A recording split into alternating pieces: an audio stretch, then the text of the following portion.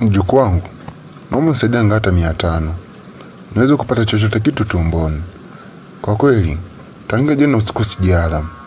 Hadi sasa ninapokuambia hivi, nina njaa kweli. Naomba unisaidie. Naomba unisaidie kijana wangu. Unajua mimi ni kama baba yako. Mjaribu kuvaa viatu vyangu hata kidogo. Nina njaa sana.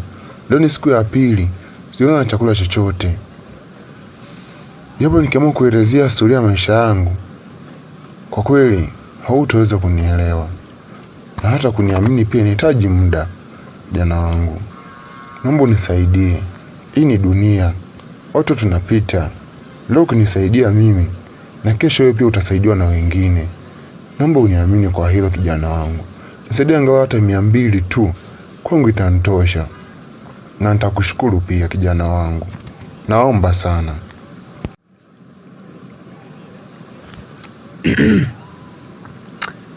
Ila wazee wengine bwana, kuja kuatibulia tu wenzenu tu mikosi.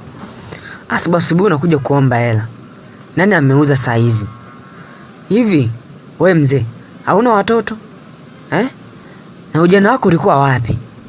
Na sasa unaanza kutuomba sisi. Mimi sijauza hata kitu chochote sasa hivi. Na kuna tu ya chai ambayo nimepewa na baba yangu mzazi. Ni mradi nikitoka kwenye biashara nipite zangu chakula hapo nile. Sasa wewe mzee unapokuja asubuhi unakuja kuniomba hela, mimi nikusaidiaje? Si ungeenda kwa watoto wako? Mimi bana sina hela. Sawa mzee, ondoka tena hapa, ondoka, sitaji kukuona. Ondoka hapa mzee wewe.